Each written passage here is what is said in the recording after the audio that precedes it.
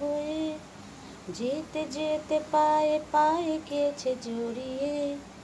কি জানি কি ভেবে মরি, বলবে কি লোকে, মন্দ করেছে আমাকে ওই দুটি চোখে। কি নামে ডেকে বলবো তোমাকে, মন্দ করেছে আমাকে ওই দুটি চোখ। হ্যালো বন্ধুরা, আজকে আমি করব পটল সুন্দরী। তো দেখো, এই কাপের চাল ভিজিয়ে নিয়েছি, গোবিন্দভোগ চাল 1 কাপ চাল। আর পটলগুলো এবার হালকা খোসা ছাড়িয়ে নেব। পটলগুলো হালকা করে খোসা ছাড়িয়ে নেব, পুরোটা ছাড়াবো না। পটলের মাথাগুলো প্রথমে কেটে হালকা করে খোসাগুলো ছাড়িয়ে তারপরে আবার কাটবো। তোমরা সবাই কেমন আছো? এখন আমাদের এখানে বৃষ্টি একদমই হয়নি, প্রচণ্ড গরম। আর বৃষ্টি না হলে খুবই অস্বস্তি লাগে। যতই তুমি এসি চালিয়ে শো, কিন্তু চারিদিকে আবহাওয়া এত গরম। হালকা করে ছাড়িয়ে নিচ্ছি পটলগুলো। এখন পটলের শুধু সিম্পল তরকারি ভালো লাগছে না, তো পটলগুলো এভাবে সবগুলো আমি ছাড়িয়ে নেব। ছাড়িয়েও নিয়েছি। তারপরে এবারে মাথাগুলো একটু কেটে নিচ্ছি, যাতে ভাজার সময় ভালোভাবে পটলগুলো ভাজা হয়ে যায়। আর পটলগুলোর ভেতরটাও যাতে নরম হয়ে যায়। ভালো করে পিস করব না, মাঝখানে একটু করে চিড়ে নিচ্ছি। চিড়ে নিয়ে নুন হলুদ মাখাবো। তোমরা এটা করে দেখো, আর সবাই করেও এখন পটলের। তাও আজকে আমি রান্নাতে এটা করলাম, তাই তোমাদের সাথে শেয়ার করলাম। ভালো লাগলে অবশ্যই জানাবে। দেখো, পটলগুলো ভালো করে ধুয়ে নিয়েছি। ধুয়ে নিয়ে এবার রেখেছি। এবারে নুন, হলুদ আর একটু সামান্য মিষ্টি দিয়ে পটলগুলোকে মাখিয়ে নেব। কিছুক্ষণ আগে যদি কেউ মাখিয়ে রেখে দাও তাহলে খুব ভালো হয়। তো আমি কিছুক্ষণ মাখিয়ে রাখছি না, সঙ্গে সঙ্গেই মাখিয়েই ভাজবো।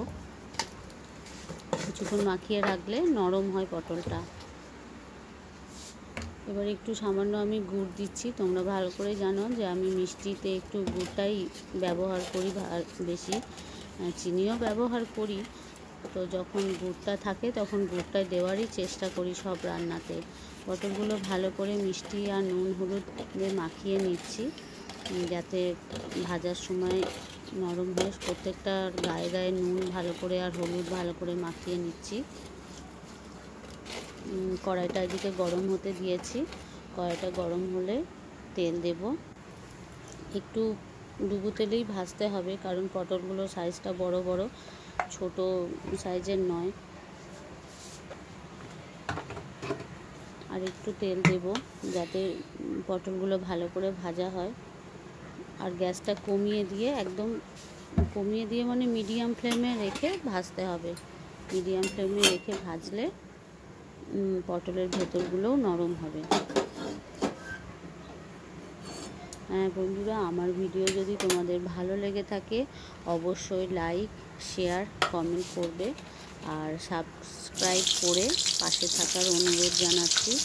পাশে থাকলে মোটিভেট হব, আরও নতুন নতুন ভিডিও তোমাদের সাথে শেয়ার করতে পারবো। পটলগুলো ভালো করে ভেজে নেব। গ্যাসটা মিডিয়াম ফ্লেমে রেখেছি, হাই ফ্লেমে করব না। একবার মাঝে উল্টে দেব, এক পিঠ উল্টে দিলে আর এক পিঠ ভাজা হয়ে গেছে, আর একটা পিঠ উল্টে দিলাম। এইভাবে কিছুটা পটল ভেজে নিচ্ছি, আবার পরের পটলগুলো, আর এই পটলটা ভাজা হয়ে গেলে পরের পটলটাও ভেজে নেব। এটা ভাজা হয়ে গেছে, তুলে নিচ্ছি। তুলে নিয়ে বাকি পটলগুলো দিয়ে দেবো। দেখো, তেলটা যেহেতু মিষ্টি কোনো জিনিসে দিয়ে ভাজলেই তেলটা কালো হয়ে যায়, তো আমি বাকি পটলগুলো ভেজে তেলটা পরে ছেঁকে নেব। এই তেলটাই দেবো, কিন্তু ভালো করে ছেঁকে নেব। এই পটলগুলো ওরকম করে মিডিয়াম ফ্লেমেই ভাজবো। ভাজা হয়ে গেছে, তুলে নিয়েছি। এবারে ওই তেলটাই দিচ্ছি, ছেঁকে নিয়েছি আমি, যাতে তলায় কালোগুলো না থাকে। সামান্য তেল দিলাম, বেশি তেল দিইনি। আর এটা যেহেতু গোবিন্দভোগ পটল, জিরে দিয়ে দিলাম, গোটা জিরে। শুকনো লঙ্কা দিলাম একটা গোটা, আমরা বেশি ঝাল খাই না। আর ফোড়নে দিলাম তোমার লবঙ্গ, এলাচ আর দারচিনি আর তেজপাতা একটা গোটা।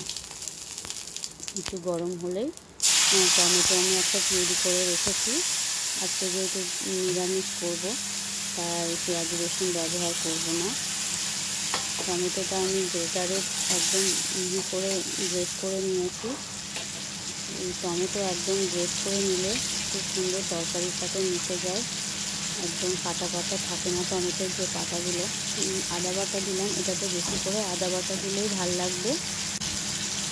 লঙ্কা বাটা সামান্য দিলাম, যেহেতু লাল লঙ্কা গুঁড়ো দেবো সেই জন্য লঙ্কা বাটা, কাঁচা লঙ্কা বাটা সামান্য দিলাম। হলুদ দিয়ে দিলাম 1 চামচ মতো। আমার পটলটা 250 মতো আছে, তো 1 কাপ আমি চাল ভিজিয়েছি, 1 কাপটা লাগবে না, হাফ কাপেই দিলেই হয়ে যাবে।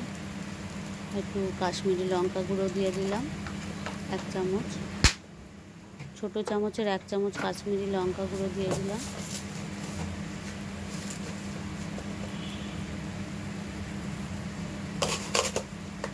সামান্য মিষ্টি দিয়ে দিলাম, জিরে গুঁড়ো, ধনে গুঁড়ো দিয়ে দিয়েছি। এবারে মশলাটা ভালো করে কষিয়ে নেব, চালটাও এর সাথে কষিয়ে নেব ভালো করে। চালটা ভিজিয়ে রেখেছি,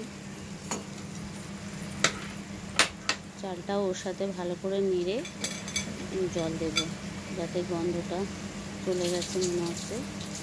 আর নামাবার আগে তখন গরম মশলা দেবো আমি। এখন গরম মশলা যেহেতু ফোড়নে দিয়েছি আর গরম মশলা দিলাম না। চালটা জল ঝরিয়ে রেখে দিয়ে দিলাম। এটা হাফ কাপ মতো চালটা দিলাম, 1 কাপ চাল দিইনি। ভালো করে নেড়ে জল দিয়ে এটা ঢাকা দেব।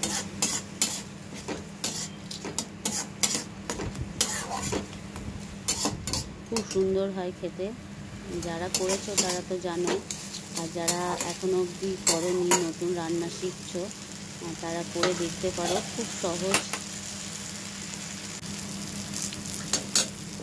এবারে সামান্য জল দিয়ে দেবো। ভালো করে মশলাটা কষিয়ে নিয়েছি, গন্ধ চলে গেছে।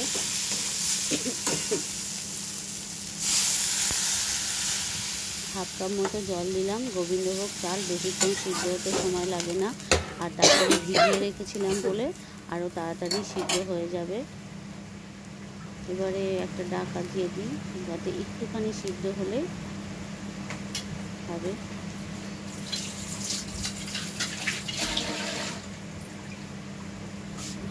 ঢাকাটা দিয়ে দিলাম, একটু সিদ্ধ হোক, তারপরে দেখছি। 5-10 মিনিট হলেই হয়ে যাবে। গোবিন্দভোগ চাল বেশিক্ষণ লাগে না সিদ্ধ হতে, একটু হাফ সিদ্ধ হলেই হবে। একদম ভাতের মতো সিদ্ধ করার কোনো প্রয়োজন নেই, তাহলে খেতে ভালো লাগবে না, একটু শক্ত শক্ত থাকবে। মোটামুটি চালটা সিদ্ধ হয়ে গেছে। আমি পটলগুলো, ভাজা পটলগুলো দিয়ে দিলাম। ভাজা পটলগুলো দিয়ে গ্যাসটা একদম সিম করে দিয়ে কড়াইটাতে বসিয়ে রেখে দিতে হবে, যাতে আস্তে আস্তে হয়। আমি দেখছি যে চালটা সিদ্ধ হয়ে গেছে। একটু গ্যাসটা কমিয়ে দিয়ে এটাকে আস্তে আস্তে করতে দিতে হবে। যেহেতু পটলটা আগে ভেজে নিয়েছি বা সিদ্ধও হয়ে গেছে, সেই জন্য আর কিছু করার দরকার নেই। কাজু আর কিশমিশ একটু সামান্য ছড়িয়ে দিলাম, একটু গরম মশলা ছড়িয়ে দিচ্ছি, আর একটু ঘি দিয়ে দেবো 1 চামচ মতো, ছোটো চামচের 1 চামচ ঘি দিয়ে দেবো। ঘি অপশনাল, দিতেও পারো নাও দিতে পারো, যারা ঘি পছন্দ করো না তারা ঘি নাও দিতে পারো। আজকে নিরামিষ করছি বলে সামান্য ঘি দিলাম। আর গোবিন্দভোগ চালে ঘি দিলে খুব সুন্দর, গোবিন্দভোগ চালের গন্ধটাও তো খুব সুন্দর, ওই জন্য ঘি দিলে দুটো মিলিয়ে গন্ধ খুব সুন্দর আসে। আমার মোটামুটি এটা হয়ে গেছে, আমি একটা ডিশে তুলে নিচ্ছি। আমি আজকে পটলটা সাজাবো বলে একটা কলা পাতা কেটে এনেছি। আমাদের নিচে ফ্ল্যাটের নিচে এদিকে গাছে একটা কলা গাছ আছে, সেখান থেকে কেটে এনেছি। কলা পাতাতে খেতে খুব ভালো লাগে। আমার গানটা যদি তোমাদের ভালো লেগে থাকে কমেন্ট বক্সে অবশ্যই জানাবে, তোমরা করে দেখবে। বাই বাই, সবাই ভালো থাকবে।